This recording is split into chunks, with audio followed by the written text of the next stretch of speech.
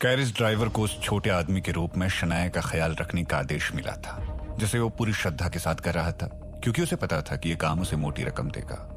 शनाया को मेकअप का इतना अच्छा ज्ञान नहीं था और उसकी त्वचा को देखकर कोई भी कह सकता था कि वो लड़की है, फिर भी वो अपना चेहरा छुपाने में कामयाब रही थी। सभी ड्राइवर्स को आदेश मिला था कि शनाया के मिलने पर सीधा समाचार पहुंचाना है, जिसके बदले उन्हें 10,000 सोने की सिल्लियां दी जाएंगी।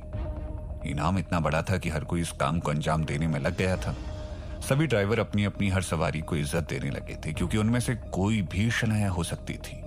थोड़ी सी गड़बड़ होने पर तुरंत खबर पहुंचाने का आदेश था। वैसे तो हर ड्राइवर उस मोटी रकम को पाना चाहता था, लेकिन शनाया के ड्राइवर ने उस पर बिल्कुल भी शक नहीं किया, क्योंकि उसने एक मोटे अमीर आदमी का भेष बनाया हुआ था। शनाया ने यहां तक पहुंचने में जितने भी ड्राइवर बदले थे, सभी उसे अमीर और घमंडी आदमी समझते थे। उसके फैंसी कपड़े और सोने की मालाएं लोगों का ध्यान आकर्षित कर सकती थी, लेकिन उस पर शक करना मुश्किल था। लोग इसीलिए भी उसे छोटा अमीर लड़का समझते थे, क्योंकि उसने कभी भी मोल भाव नहीं किया। साथ ही बाकी लोग कैरिज लेते वक्त आधा पैसा ही देते थे और बाकी का आधा पहुंचने के बाद दिया करते, लेकिन इस छोटे से अमीर आदमी ने सारा पैसा पहले ही दे दिया था, और तो और अपनी तय की हुई जगह पर पहुंचाने के बाद टिप भी दे दी थी। उसके बदले सिर्फ ड्राइवर को गाड़ी सावधानी से चलाने को कहा गया था। एक ड्राइवर को छोटे आदमी के रूप में शनाया ने अच्छे से गाड़ी चलाने के बदले 200 सिक्कों का इनाम देने का वादा किया था। जाहिर सी बात है कि इस तरह का उदार और पैसे वाला इंसान सबको पसंद होता है, लेकिन वो ड्राइवर उस छोटे आदमी के खर्राटे सुनने से परेशान होकर खुद को सर हिलाने से नहीं रोक सका। उसे नहीं मालूम था कि ये खर्राटे लेने वाला आदमी वही है जिसकी सूचना देने पर 10,000 सोने की सिल्लियां दी जाएंगी। राज्य के रास्तों पर अमीर घरानों की गाड़ियां दिखना आम बात थी। सभी के बीच अच्छे कैरेज और तेज घोड़ी की प्रतिस्पर्धा बनी रहती थी। अचानक से बहुत सी गाड़ियां एक साथ रास्ते में रुक गई, जिससे रास्ता बंद हो गया, लेकिन शनाया का ड्राइवर मोड़ लेते वक्त अपनी ही धुन में होने के कारण आसपास से निकल रही बाकी गाड़ियों को नहीं देख पाया। जैसे ही शनाया की गाड़ी मेन रास्ते पर पहुंची तो सामने एक साथ बहुत सी गाड़ियां रास्ता बंद करके खड़ी थी। वो ड्राइवर इतनी सारी गाड़ियों को सामने देखकर हैरान हो गया। वो सभी गाड़ियां नीले रंग की थी, लेकिन इन गाड़ियों में घोड़े की जगह पर सफेद शेर का इस्तेमाल किया गया था। सभी गाड़ी चलाने वाले एक जैसे कदकाठी के थे और उन्होंने कपड़े भी एक जैसे पहने थे।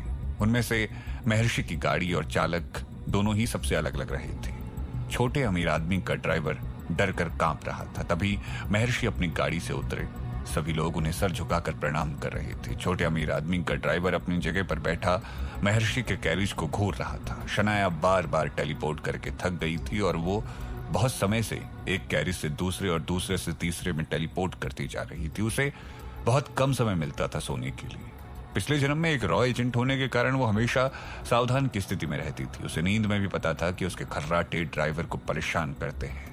कैरिज रुकने पर शनाया की आंख खुल गई थी। जब उसने आगे झांका तो बहुत सारी गाड़ियां खड़ी देखी। हालांकि उसे पता नहीं था कि ये सब गाड़ियां महर्षि की हैं, पर वो जानती थी कि इसके पीछे किसी ताकतवर इंसान का हाथ है, क्योंकि कोई भी साधारण इंसान इस तरह रास्ता नहीं रोक सकता। जैसे ही शनाया ने टेलीपोर्ट करने की कोशिश की, अचानक किसी ने उसके कंधे पर हाथ रख दिया और शनाया के कानों में आवाज आई, आखिरकार तुम पकड़ी ही गई। शनाया अच्छी तरह से जानती थी कि आवाज किसकी है, इसलिए वो बिना हिले डुले वैसे ही सावधान की मुद्रा में खड़ी रही। जैसे ही शनाया मुड़ी, उसने बैगनी लबादे में महर्षि को देखा। उनका हाथ अभी भी शनाया के कंधे पर था और शनाया चाहते हुए भी टेलीपोर्ट नहीं कर पा रही थी। ये सब देखकर शनाया सोचने लगी, क्या महर्षि टेलीपोर्ट करना भी जानते हैं? ये सोचते हुए शनाया अपने मन में टेलीपोर्ट करने की जगह का पता बदल चुकी थी। इस दौरान उसके दिमाग में एक और सवाल चल रहा था कि महर्षि ने उसे ढूंढा कैसे। महर्षि शनाया का मोटा शरीर, मूंछों वाला चेहरा और अतरंगी कपड़े देखकर कहते हैं, तुम इन कपड़ों में बहुत गंदी दिख रही हो। कुछ देर बाद अंधेरा हो गया। शनाया ने अभी भी वही कपड़े पहने थे, लेकिन मूंछें नहीं थी। शनाया को इस रूप में देखकर महर्षि उसके चेहरे की तरफ इशारा करते हुए कहते हैं, क्या हाल बना लिया तुमने अपना, एक बार खुद को आईने में देख लो, खुद से नफरत ना हो जाए तो कहना। शनाया महर्षि की बात का जवाब देना नहीं चाहती थी और उसके पास बचने का कोई रास्ता भी नहीं था। इसलिए शनाया गुस्से में महर्षि से कहती है, कौन हो आप और यहाँ क्यों आए हो? आप अभी के अभी मेरी गाड़ी से उतरिए, कृपया जाइए यहाँ से। शनाया कुछ और कहती उससे पहले ही महर्षि ने उसके होठों पर उंगली रखते हुए चुप होने का इशारा किया और शनाया शांत हो गई। शनाया वहां से जाना चाहती थी, लेकिन वो ऐसा नहीं कर पाई। महर्षि की उंगली अभी भी उसके होठों पर थी, जिससे एक अच्छी सी खुशबू आ रही थी जो किसी का भी दिल जीत सकती थी। कुछ देर बाद महर्षि ने अपनी उंगली उसके होठों से हटाई, नहीं तो शनाया जरूर उस पर दांत से काट देती। लेकिन महर्षि अब शनाया के चेहरे पर प्यार से हाथ फेरने लगे थे। शनाया के चेहरे पर मेकअप की एक परत थी, लेकिन वो महर्षि के हाथ का स्पर्श महसूस कर सकती थी और ये शनाया के लिए बहुत अजीब था। शनाया को पहली बार किसी ने ऐसे छुआ था और ये वो बिल्कुल भी बर्दाश्त नहीं कर सकती थी। शनाया अपनी आवाज में जोर से चिल्लाते हुए महर्षि से कहती है, जाओ यहां से, एक बार कहा समझ में नहीं आता आपको? महर्षि उसकी बात का जवाब देते हुए कहते हैं, जरूर, आखिरकार तुमने अपनी आवाज में उत्तर दे ही दिया। शनाया को छिपाना बेकार लग रहा था, इसीलिए शनाया महर्षि की तरफ देखकर कहती है, एक दिन भी नहीं गुजरा और आपने मुझे ढूंढने के लिए अपनी आध्यात्मिक शक्ति का प्रयोग क्या कर लिया? ऐसा लगता है कि आप नपुंसक बनने से भी डरते नहीं हैं। महर्षि ने हंसते हुए शनाया को जवाब दिया, नहीं, मैं नपुंसक नहीं बनने वाला हूं। अगर ऐसा हुआ तो इसका सबसे ज्यादा असर तुम पर ही पड़ेगा, क्योंकि मेरे बाद तुम्हें कोई भी उस घने जंगल से नहीं बचा सकता। महर्षि आगे बढ़ते हुए फिर शनाया से कहते हैं, चलो मेरे साथ। कैरिज के ड्राइवर ने महर्षि के साथ छोटे अमीर आदमी को बाहर आते हुए देखा। सभी कैरिज के ड्राइवर और साथ ही महर्षि के छात्र उन दोनों को एक साथ बाहर आते देखकर हैरान हो गए, लेकिन किसी ने भी उन भावनाओं को अपने चेहरे पर नहीं आने दिया। आगे बढ़ते हुए सबसे बड़े कैरिज को बीच रास्ते में लाकर रोका गया। उस बड़े कैरिज को देखने से पहले ही महर्षि शनाया को अपने साथ ले जा चुके थे। महर्षि ने शनाया को गाड़ी के अंदर बिछे हुए कुशन में बैठने के लिए कहा। तभी एक शिष्य ने महर्षि से पूछा, महर्षि आप कहें तो मैं उन सबका यही अंत कर सकता हूं। हालांकि शनाया जानती थी कि वहां मौजूद सभी लोग महर्षि के द्वारा मरवा दिए जाएंगे, फिर भी उसे शिष्य की बातों पर हैरानी हुई। लेकिन महर्षि अपने शिष्य से कहते हैं, नहीं। शनाया का ड्राइवर घुटने टेके हुए अपने घोड़े के साथ सभी गाड़ियों के पीछे उस चांदी के कैरिज को निकलते हुए देख रहा था। सबके चले जाने के बाद वो वहीं घुटने टेके बैठा हुआ था। जैसे ही उसने अपनी गर्दन उठाई, महर्षि के एक शिष्य को अपने सामने खड़ा देखा। ड्राइवर गिड़गिड़ाते हुए कहता है, कृपया मुझे छोड़ दें, मैं इस घटना के बारे में किसी से नहीं कहूंगा। लेकिन उसकी बात पूरी होने से पहले ही उस शिष्य ने ड्राइवर की गर्दन पर वार कर दिया। अपने काम को अंजाम देने के बाद वो शिष्य तेजी से दौड़ता हुआ अपने समूह के पास पहुंच गया। कुछ देर बाद उस ड्राइवर को होश आया। वो अब भी वहीं घुटने टेके बैठा हुआ था। आंख खुलते ही उसने दाएं बाएं देखा और सोचने लगा कि उसने घुटने क्यों टेके हैं और वो सुनसान बीच रास्ते में क्या करने आया था। उसे कुछ भी याद नहीं था। तभी उसके कानों में एक आवाज आती है, तुम यहां घुटने टेक कर क्यों बैठे हो? उसने जैसे ही मुड़कर देखा, उसका दोस्त अपने कैरिज के साथ खड़ा था। वो ड्राइवर अपना सर खुजलाते हुए उठा और अपने दिमाग पर जोर देने लगा, पर उसे कुछ भी याद नहीं था। मोतियों की सजावट से बने केबिन का आकार बाकी गाड़ियों के केबिन से बड़ा था। शनाया उस केबिन के अंदर लगे सोफे पर लेटी थी, लेकिन शनाया को सजावट आराम नहीं दे पा रही थी। महर्षि को सोचने के बाद एक डब्बे को खोलते हैं।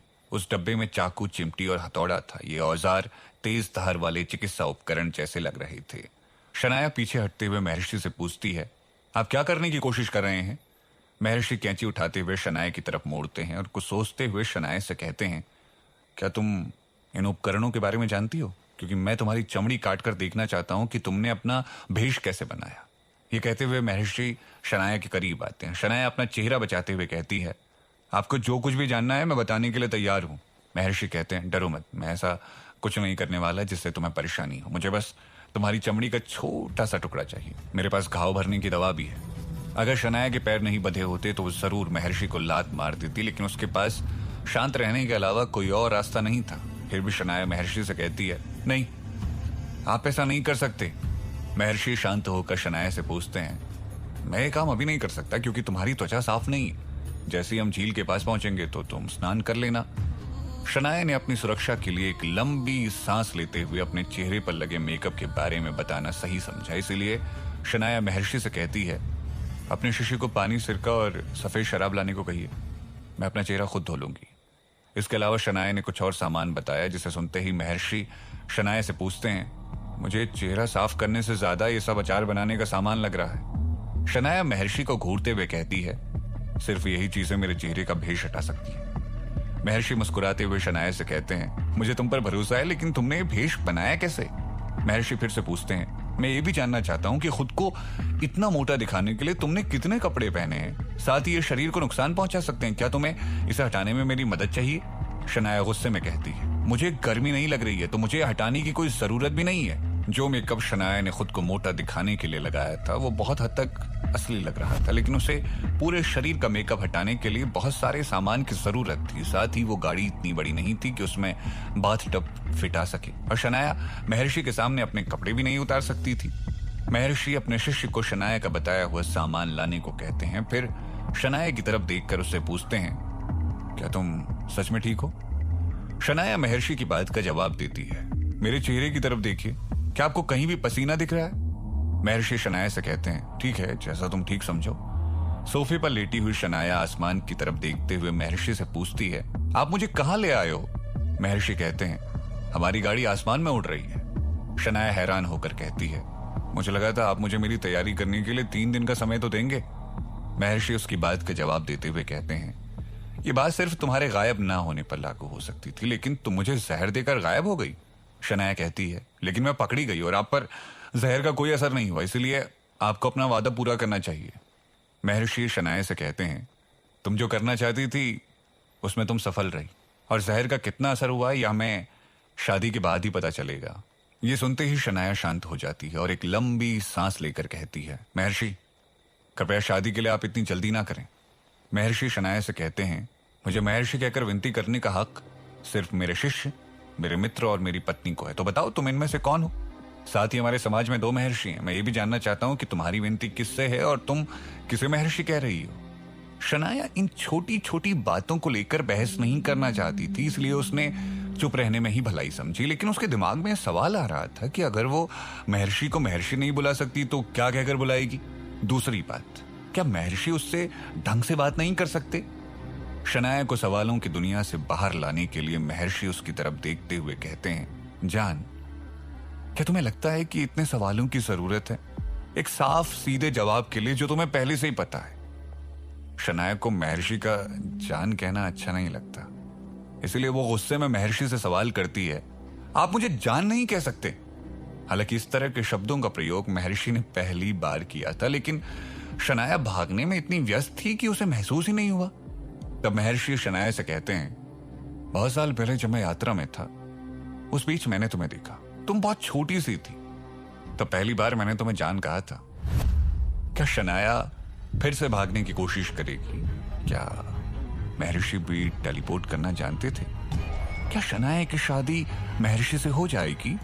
जानने के लिए सुनते रहिए एक थी श्री, सिर्फ पॉकेट एफएम ऐप पर।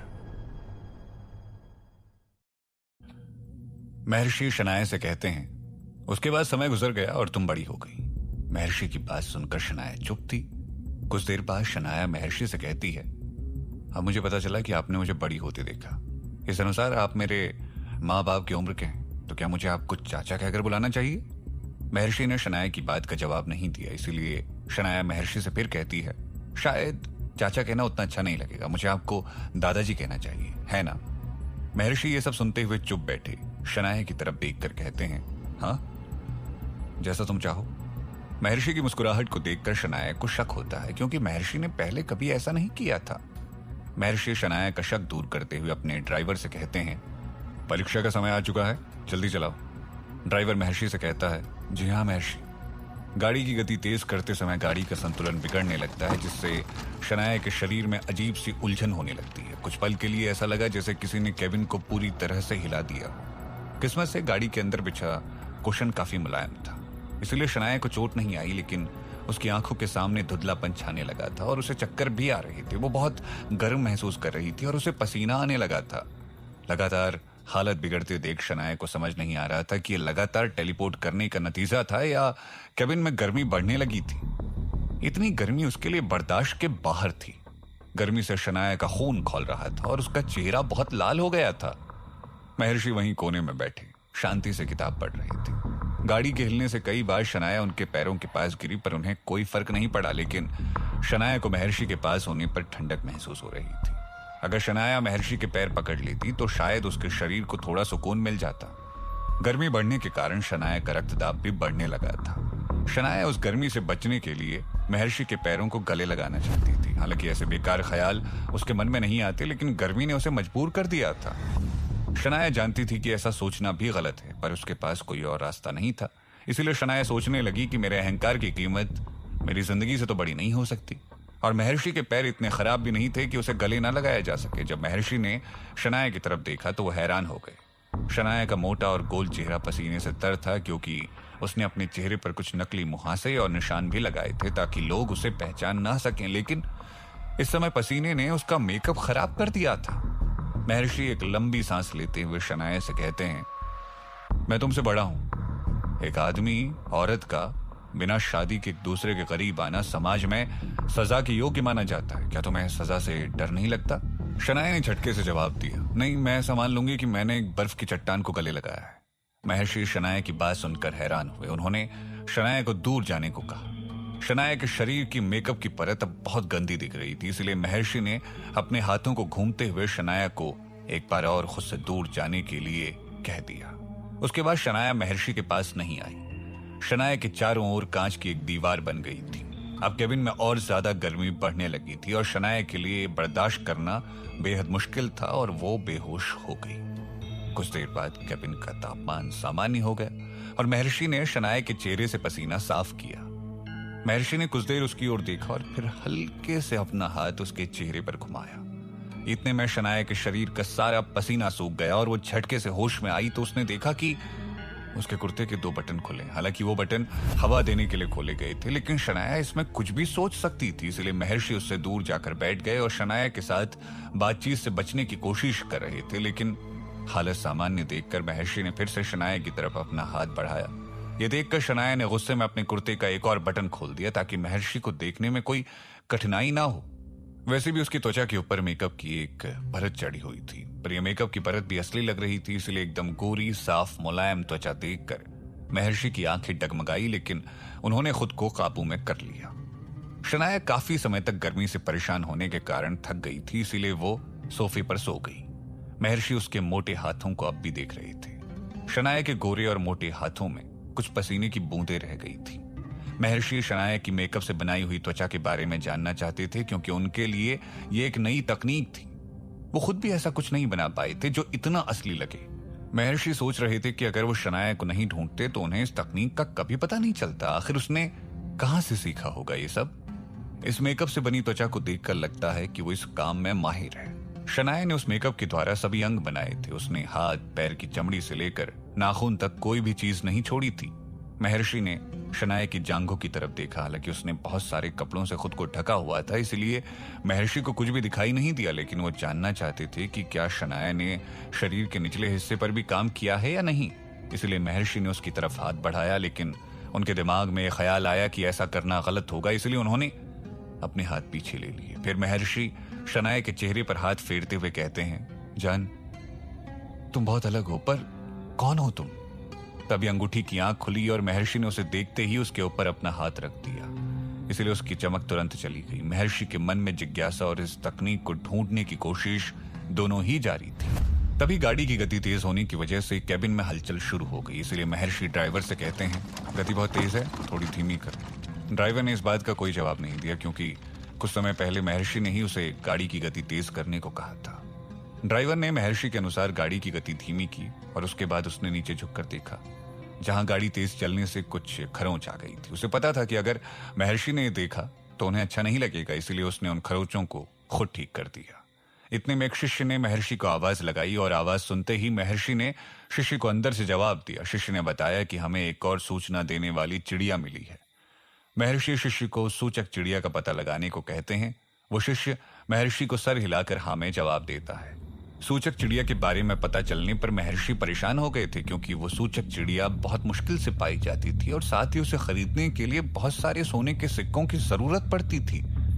इस चिड़िया को सबकी नजर से बचाकर पालना और उसे ट्रैकिंग की कला सिखाना बहुत मुश्किल काम था, इसलिए ये चिड़िया बहुत महंगी और बहुत कम मिलती थी। महर्षि ने अपने शिष्य को चिड़िया भेजने वाले का पता लगाने के साथ साथ उस चिड़िया को 1 घंटे के अंदर मार कर पकाने का आदेश दे दिया था।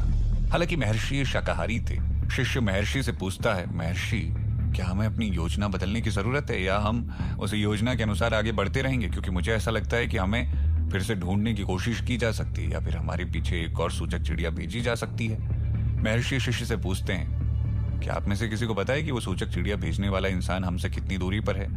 शिष्य जवाब देता है, लगभग 500 मीटर दूरी पर, लेकिन वो खुद को बचाते हुए हमारा पीछा कर रहा है। महर्षि गुस्से से कहते हैं, और इस बात का पता तुम्हें अब चल रहा है जब वो हमारे इतने करीब आ गया? क्या आजकल तुम्हारी आंखों ने काम करना बंद कर दिया? महर्षि का गुस्सा देख करके शिष्य जवाब नहीं दे पाया। उसके मुंह से एक भी शब्द नहीं निकला। उसे लग रहा था कि कहीं महर्षि उस पक्षी के साथ मुझे भी भूनने का आदेश ना दे दे। तभी महर्षि एक अजीब से कपड़ों के 12 टुकड़े करके शिष्य को देते हुए कहते हैं, इस कपड़े के हर टुकड़े को अलग अलग गाड़ी में रखकर 12 अलग अलग दिशाओं की तरफ ले जाओ।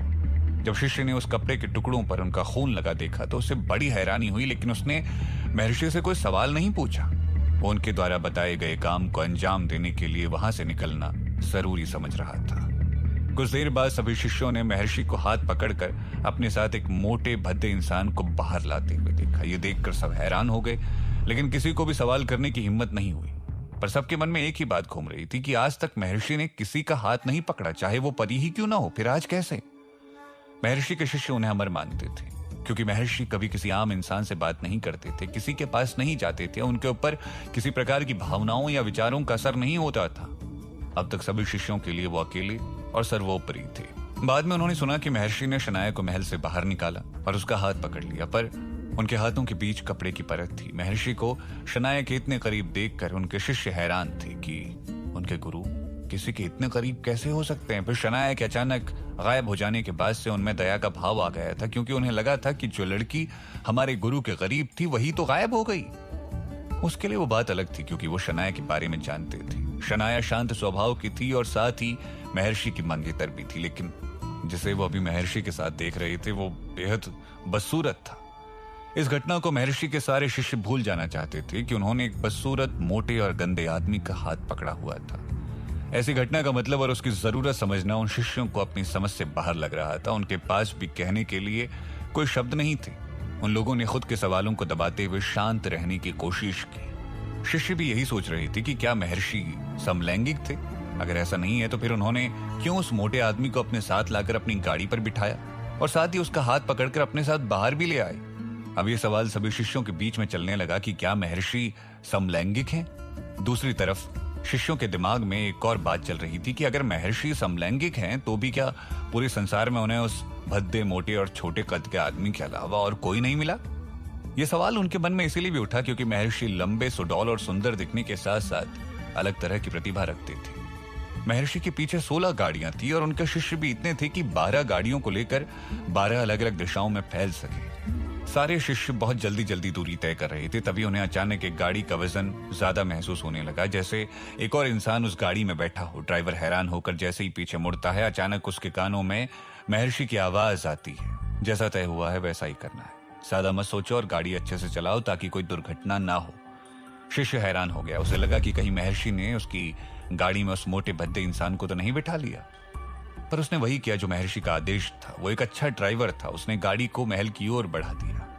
जैसे ही उसने 3.5 किलोमीटर की दूरी तय की तब उसे कुछ चमकती हुई चीज दिखी। उसने देखा एक सफेद तख्त पर सवार इंसान ने उसका रास्ता रोका है। शिष्य उसे देखकर हैरान हो गया क्योंकि वो कोई और नहीं बल्कि यश आचार्य थे। यश आचार्य महर्षि की तरह ही एक सम्मानित इंसान थे और साथ ही उन्हें भी आध्यात्मिक शक्तियों का ज्ञान था, लेकिन रास्ता रोकने के पीछे उनका इरादा शिष्य को नहीं पता था। यश आचार्य शिष्य से पूछते हैं, गाड़ी में कौन है? शिष्य बिना जवाब दिए चुपचाप गाड़ी में बैठा रहा और मन ही मन सोच रहा था कि क्या यश आचार्य उस मोटे आदमी के लिए आए हैं जो गाड़ी में बैठा है और महर्षि ने उसे उस मोटे आदमी की रक्षा करने का आदेश दिया था। यह अजीब था। यश आचार्य ने इस गाड़ी को ही अपना निशाना बनाया, जबकि महर्षि ने अलग अलग दिशाओं में कई गाड़ियों को भेजा था। शिष्य को लगा कि उसे जवाब देना पड़ेगा, इसीलिए वो यश आचार्य से कहता है, आचार्य, ये महर्षि के शिष्य की गाड़ी है और इसमें कोई दो राय नहीं। यश आचार्य फिर से कहते हैं, झूठ मत बोलो, तुम्हारी गाड़ी में एक मोटा छोटा 75 किलो का आदमी है। यश आचार्य ने जिस प्रकार के आदमी का विवरण दिया था, ऐसा लग रहा था जैसे वो एक गोल गेंद का आकार बता रही। वजन के अलावा उन्होंने जो कुछ भी कहा वो सब सच था। यश आचार्य फिर शिष्य से कहते हैं, मुझसे झूठ बोलने की हिम्मत मत कर। हालांकि तुम्हारी 12 गाड़ियां अलग अलग दिशाओं की ओर जा रही हैं, फिर भी मैं पहचान सकता हूं कि गाड़ियों में कितने लोग हैं। यश आचार्य वास्तव में इस अंतर को देख सकते थे। उस शिष्य को नहीं पता था कि वो यश आचार्य को झूठ नहीं बोल सकता था या उनसे कोई बात नहीं छिपा सकता था, इसलिए वो यश आचार्य से कहता है, वो हमारे महर्षि के मेहमान हैं। इसके अलावा महर्षि ने मुझे उन्हें राजमहल भेजने का आदेश दिया है। मुझे अपना काम समय से खत्म करना होगा, इसीलिए मुझे जाने दी। इतना सुनते ही यश आचार्य ने अपने हाथों को हवा में घुमाया और तभी अचानक एक पंखे वाला शेर उनके सामने आकर खड़ा हो जाता है। वो शेर में बैठा हुआ इंसान साफ नहीं दिखाई दे रहा था, लेकिन दोनों के बीच लड़ाई छिड़ गई थी। यश आचार्य लड़ते हुए कहते हैं, मुझे माफ करें, पर मैं उसे ले जाने आया हूं और उसके बिना वापस नहीं जाऊंगा। इतना कहते ही उन्होंने नीचे उतरकर गाड़ी के दरवाजे पर जोर से अपना हाथ मारा और अंदर चले गए। ये देखकर शिष्य हैरान हो गया और दौड़ता हुआ गाड़ी के अंदर गया। क्या यश आचार्य शनाया को अपने साथ ले जाएंगे? क्या शनाया अपनी परीक्षा के लिए महल में आ पाएगी? परीक्षा के दौरान महर्षि को शनाया की सच्चाई का पता लग जाएगा? जानने के लिए सुनते रहिए एक थी शिरीन, सिर्फ पॉकेट एफएम ऐप पर।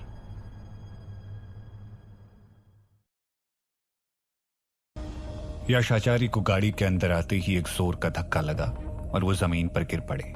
उन्होंने उठने की कोशिश की पर उठना उनके लिए मुश्किल था। इतने में उन्हें सामने खड़ा छोटे कद का आदमी कहता है, रुक जाओ। वो छोटे कद का आदमी, जिसे वो शनाया समझकर गाड़ी के अंदर आए थे, वो उसे देखकर हैरान हो गए। उनके दिमाग में कई सारे सवाल एक साथ उठने लगे। क्या शनाया इतनी ताकतवर है या फिर वो शनाया नहीं कोई और है? जैसे ही महर्षि का शिष्य गाड़ी के अंदर आया, उसने यश आचार्य को जमीन पर पड़ा हुआ देखा। वो देखकर हैरान हो गया कि इस छोटे कद के आदमी ने यश आचार्य को कैसे मारा।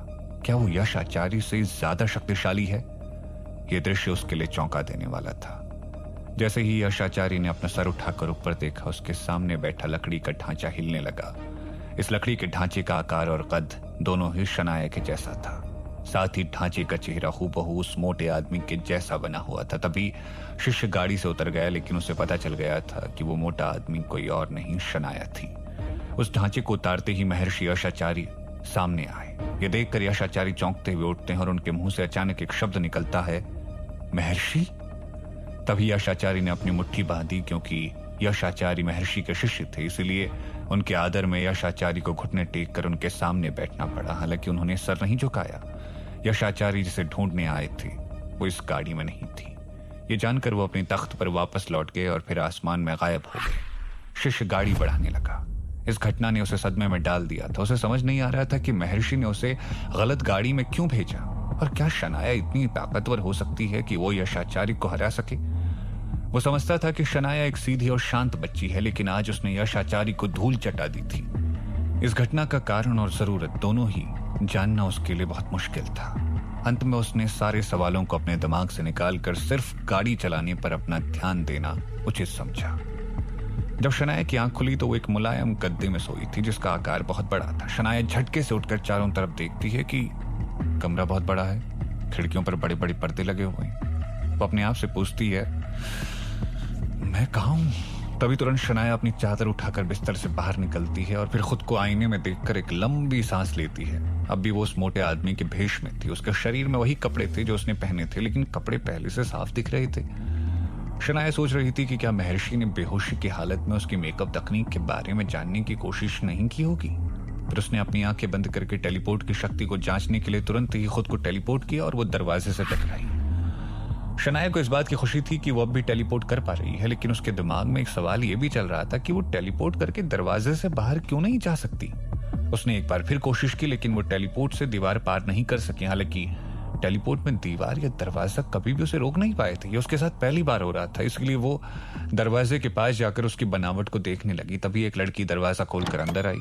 उसने काले रंग के कपड़े पहने हुए थे। वो सुंदर लग रही थी। शनाया उसे बड़े गौर से देख रही थी। तभी वो शनाया से कहती है, क्या आपकी नींद पूरी हो गई? अगर आप कहें तो मैं आपके लिए चाय या खाना कुछ ले आऊं, या फिर आप पहले नहाना चाहेंगे? उस लड़की की बातों से ऐसा लग रहा था कि वो शनाया के बारे में नहीं जानती है और उसे एक छोटे कद का आदमी समझ रही है। इसलिए शनाया अपना सर हिलाकर मर्दाना आवाज में उससे पूछती है, इस जगह का नाम क्या है? वो लड़की जवाब देती है, श्रीमान आप राजमहल में हैं। यह अतिथि कक्ष है और महर्षि ने खास कर एक कमरा आपके लिए तैयार करवाया था। शनाया हैरानी से पूछती है, राजमहल? खासकर मेरे लिए तैयार करवाया? इसका क्या मतलब है? वो लड़की शनाया की बात का जवाब देते हुए कहती है, जी श्रीमान, महर्षि खुद आपको यहाँ लेकर आए थे और उन्होंने सभी नौकरों को इस कमरे को आपके अनुसार सजाने का आदेश दिया। फिर वो खुद इस कमरे में आए और यहाँ की जांच की। क्या आपको ये कमरा पसंद आया? शनाया अपने मन में सोच रही थी कि महर्षि को कैसे पता कि मुझे किस तरह का कमरा पसंद है या फिर कमरा पसंद है। मैंने उनसे कभी नहीं कहा कि मैं सजाए हुए बंद कमरे में रहना चाहती हूँ। शनाया ने फिर से सर झुकाकर अपने कपड़ों की तरफ देखा। ये साफ सुथरे कपड़े उसके दिमाग में और भी कई सवाल उठा रहे थे। शनाया महर्षि के द्वारा कमरे की सजावट के पीछे के मतलब को नहीं समझ पा रही थी। शनाया ने बहुत देर तक सोचा आखिर महर्षि क्या करना चाहते हैं, लेकिन उसे इसकी कोई वजह नहीं मिली। इसलिए शनाया ने इस बारे में सोचना ही बंद कर दिया। शनाया ने उस लड़की की तरफ देखा और उससे बात करने लगी। उस लड़की का नाम कोमल था। वो राजमहल में एक नौकर का काम करती थी और वो महर्षि के आदेश से ही शनाया के पास आई थी। कोमल ने शनाया को बताया कि वो रात भर अच्छे से सोए। कोमल अपने काम के साथ साथ बातें भी अच्छी करती थी। शनाया को कोमल से उस जगह महर्षि के बारे में बहुत सारी बातें पता चली। कोमल ने बताया कि महर्षि का राजमहल है, लेकिन वो यहाँ नहीं रहते, बस कभी कभी 4 या 5 दिन के लिए आते हैं। कोमल के अलावा और भी लड़के लड़कियां वहां काम करते थे और महर्षि का व्यवहार सबके लिए बड़ा अच्छा था। महर्षि अपने नौकरों को शनाया का ध्यान रखने के लिए कहकर गए थे, तब से वो वापस नहीं आए। कोमल ने शनाया को यह भी बताया कि वहां काम करने वाला हर नौकर उस राज्य के लिए जान भी दे सकता है। जैसा कि कोमल ने बताया कि महर्षि वहां नहीं रहते, उनके ना होने पर भी राज्य व्यवस्था ईमानदार काम करने वालों के कारण अच्छे से चलती है। साथ ही राज्य में आदेश का पालन न करने पर बहुत कड़ी सजा सुनाई जाती है। महर्षि अपने पूरे राज्य और राजमहल में काम करने वाले इंसान का आदर करते हैं, इसलिए हर कोई आजाद होकर अपना जीवन जीता है। साथ ही सबको महर्षि जीवन जीने की कला भी सिखाते हैं, जिससे बहुत लोगों को फायदा हुआ है। जिस तरह से कोमल महर्षि के बारे में बता रही थी, शनाया को ऐसे लगा जैसे वो भगवान बुद्ध के बारे में बात कर रही हो। शनाया को इस बात पर हंसी आई क्योंकि शनाया का अनुभव महर्षि के साथ बहुत अलग था। उसने महर्षि को झूठ बोलते और झील में आम लोगों के साथ बेवजह बुरा व्यवहार करते देखा था। शनाया सोच रही थी कि कोमल बहुत मासूम और खुशमिजाजी लड़की है, लेकिन उसकी नजर में महर्षि जैसा इंसान इतना अच्छा कैसे हो सकता है। शनाया जानती थी कि कोमल के सामने वो महर्षि के खिलाफ कुछ भी नहीं कह सकती, इसलिए वो कोमल से प्यार से बात करती है ताकि पता चल पाए कि उसे यहाँ क्यों लाया गया है। कोमल उसे राजमहल के नियम बताती है कि अगर शनाया को यहां से भागने की कोशिश करनी पड़ी तो उसे हमेशा के लिए सजा के तौर पर वहीं रहना पड़ेगा। शनाया को अचानक ये सुनकर हैरानी होती है क्योंकि उसे लगता है कि कोमल ने यह बात किसी वजह से बताई। शनाया कुछ देर के लिए चुप हो जाती है और थोड़ी देर बाद कोमल से पूछती है, क्या महर्षि ने मेरे लिए कोई संदेश छोड़ा है? कोमल जवाब देते हुए कहती है, आप अच्छी तरह यहाँ रहें, जो चाहिए वो मुझे बता दें, कभी भी यहाँ से भागने के बारे में ना सोचें। कोमल शनाया की तरफ देखते हुए कहती है, बस यही संदेश महर्षि ने आपको देने के लिए कहा था? शनाया कोमल को पूछती है, तुम्हारे महर्षि कहाँ हैं? कोमल शनाया के सवाल का जवाब देती है, महर्षि अपने शिष्यों के साथ परीक्षा की तैयारी कर रहे हैं। हालांकि ऐसी परीक्षाएं बार बार नहीं आ सकती हैं, लेकिन पिछली बार काम पूरा न होने के कारण इसे दोबारा करने की जरूरत है। पिछली परीक्षा से अब तक 1 महीना भी नहीं हुआ है और इस परीक्षा में आध्यात्मिक शक्तियों का उपयोग होता है, जो कि महीने में 2 बार करना बहुत कठिन है। फिर भी महर्षि ने कल की तैयारियां की हैं। शनाया अपने आप से कहती है, इसका मतलब महर्षि अब भी मेरी परीक्षा लेना चाहते हैं। शनाया के मन में बात घूमने लगती है कि वो खुद को एक बार और ऐसी परेशानी में नहीं डालना चाहती है और महर्षि ने कल की परीक्षा के लिए उसे एक कमरे में बंद करवा दिया था। शनाया ये भी जानती थी कि उसने अपना सारा ज्ञान आधुनिक समय में सीखा था और वह आध्यात्मिक शक्तियों के सामने किस तरह काम करेगा उसे नहीं पता था। अगर परीक्षा का आयोजन हो गया तो सबको शनाया की सच्चाई का पता चल जाएगा। इसके बाद उसे अपने मरते दम तक सजा भुगतनी पड़ेगी। शनाया उस महल से निकलने का रास्ता नहीं जानती थी। अब वो टेलीपोर्ट भी सिर्फ 10 मीटर के दायरे पर ही कर सकती थी। उसे आगे जाने की कोशिश करने से वो दीवार पर टकरा जाएगी, जिससे वो और कमजोर हो सकती थी। शनाया को कुछ समझ नहीं आ रहा था कि उसे क्या करना चाहिए। शनाया सोच रही थी कि यहाँ विक्रमादित्य के राजमहल से भी ज्यादा नौकर, सैनिक और पाबंदी है। वो महर्षि के किसी भी शिष्य से लड़ाई में जीत नहीं सकती। शनाया को महल से बाहर निकलना नामुमकिन लग रहा था। हालांकि महर्षि ने शनाया की सच्चाई महल में किसी को नहीं बताई थी। उन्होंने सबसे बस यही कहा था कि वो बहुत चालाक है और सभी को उस पर नजर रखने के कड़े आदेश मिले थे। आखिर वो महल में गायब होने में कामयाब हुई तो इस बात का खामियाजा सबको भुगतना पड़ेगा। राजमहल में 36 लड़के और 36 लड़कियां काम करते थे और सभी मार्शल आर्ट जानते थे। उन 36 लोगों के अलावा 8 महर्षि के शिष्य भी थे और वो मार्शल आर्ट के साथ साथ आध्यात्मिक शक्तियों का प्रयोग करना भी जानते थे। अगर इस महल में यश आचार्य को भी बंदी बनाया जाता तो भी वो यहां से बाहर नहीं निकल पाते। पहली बार महल के नौकर और महर्षि के शिष्यों ने महर्षि को किसी इंसान के साथ महल में आते और उसके लिए कमरा सजाते देखा होगा। वैसे तो सभी लोग महल के नियम और महर्षि के आदेश से बंधे हुए थे, फिर भी सवाल सभी के मन में था कि महर्षि इस मोटे इंसान और शनाया के लिए इतना परेशान क्यों है। साथ ही सभी की शनाया पर कड़ी नजर थी। शनाया राजमहल के अंदर कहीं भी घूम सकती थी, लेकिन उसे महल के दरवाजे से बाहर जाना बिल्कुल मना था और एक पहरेदार हर वक्त उसके साथ रहता था। अगर वो बाथरूम भी जाती तो कोई ना कोई बाथरूम के बाहर खड़ा रहता। शनाया को देखकर कोमल को यह लगता है कि ये मोटा आदमी बहुत फुर्तीला है। जैसे ही शनाया उठी उसने खाना और पानी के बारे में ना पूछकर उस जगह के बारे में पूछा। वो महल के बारे में जानने में इतनी व्यस्त थी कि 2 समय का खाना भूल गई। कोमल के साथ महल के अंदर घूमते हुए शनाया की नजर एक कमरे पर पड़ी और वो हाथ से इशारा करते हुए कोमल से पूछती है, वहां क्या है? कोमल उसके हाथ की तरफ देखते हुए जवाब देती है, वो पुस्तकालय है। ये सुनते ही शनाया तेजी से उस कमरे की तरफ चली जाती है। जब तक कोमल उसे रोकती, वो कमरे का दरवाजा खोल देती है। कोमल शनाया से कहती है, यहाँ रखी सारी किताबें बहुत कीमती हैं। शनाया कहती है, तुम बहुत किस्मत वाली हो जिसे ऐसी किताबें पढ़ने को मिलती हैं। कोमल कहती है, नहीं, हमें हमारी योग्यता के अनुसार हफ्ते में सिर्फ 1 घंटा मिलता है इन किताबों को पढ़ने के लिए। शनाया दरवाजे की तरफ देखती है जहां कोई पहरेदार नहीं था। कोमल को शनाया पर शक होता है, इसलिए वो शनाया से कहती है, कृपया किताबों को ना छुएं। अगर महर्षि को पता चला तो मुझे सजा दी जाएगी। उन्होंने हर किताब में चिन्ह बनाए। शनाया कहती है, कैसे चिन्ह? कोमल चुप हो जाती है और सोचती है कि महर्षि ने सिर्फ इन्हें बाहर जाने से रोकने को कहा है, शायद इन्हें किताबें पढ़ने का अधिकार हो। अंगूठी शनाया को किताब की तरफ इशारा करते हुए कहती है और इसीलिए शनाया वो किताब उठा लेती है। उसके बाद शनाया कई सारी किताबें देखती है लेकिन कोई भी उसे अलग नहीं लगती। कोमल शनाया के इस हरकत को देखकर अपने हाथ मोड़ लेती है और सोचती है कि इस आदमी को किताबों की समझ भी नहीं है। शनाया इशारे में अंगूठी से कहती है, महर्षि के पास कुछ खास किताबें नहीं है। अंगूठी शनाया से कहती है, महर्षि के पास किताबों का बहुत बड़ा और अच्छा संग्रह है। हालांकि ये किताबें उन्होंने अपने लोगों के लिए बनाई थी, इसलिए उनमें उन किताबों को शामिल नहीं किया गया होगा। शनाया कहती है, हाँ, ऐसा हो सकता है। शनाया कहती है, मुझे बताया गया कि किताबों की कीमत बहुत ज्यादा है, इसलिए महर्षि ने असल किताबें कहीं और रखी होंगी। अंगूठी कहती है, क्या तुम मेरी कीमत जानती हो? शायद मैं बेशकीमती हूँ, इसलिए तुमने मुझे नीलाम नहीं किया। शनाया अंगूठी को सहलाते हुए कहती है, हाँ, मैं इस बात को पूरी तरह से मानती हूँ और इससे पूरी तरह से सहमत भी हूं कि तेरी कीमत कोई नहीं लगा सकता।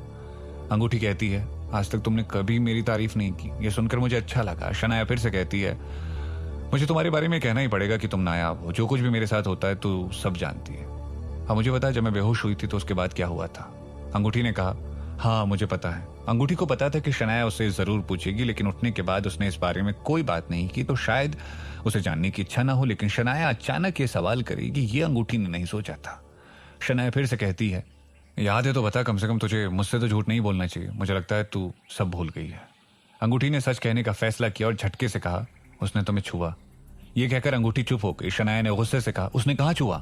अंगूठी ने कहा, शरीर का हर वो अंग जिसे तुम कभी किसी को नहीं छूने देती। शनाया एकदम चुप हो गई और गुस्से से उसके दिल की धड़कन तेज होने लगी। कोमल शनाया की हालत देखकर उससे पूछती है, श्रीमान, क्या हुआ, ठीक तो है? शनाया ने खुद को संभालते हुए जवाब दिया, कुछ नहीं, सब ठीक है। शनाया उसी समय उस पूरे महल को जला देना चाहती थी, लेकिन उसने अपने दिमाग को शांत करके वहां से निकलने का रास्ता ढूंढना जरूरी समझा। क्या शनाया महल से बाहर निकल पाएगी? क्या महर्षि शनाया की परीक्षा पूरी करके उससे शादी करेंगे? क्या शनाया बचने के लिए यशाचारी का सहारा लेगी? जानने के लिए सुनते रहिए एक थी शिरीन, सिर्फ पॉकेट एफएम ऐप पर।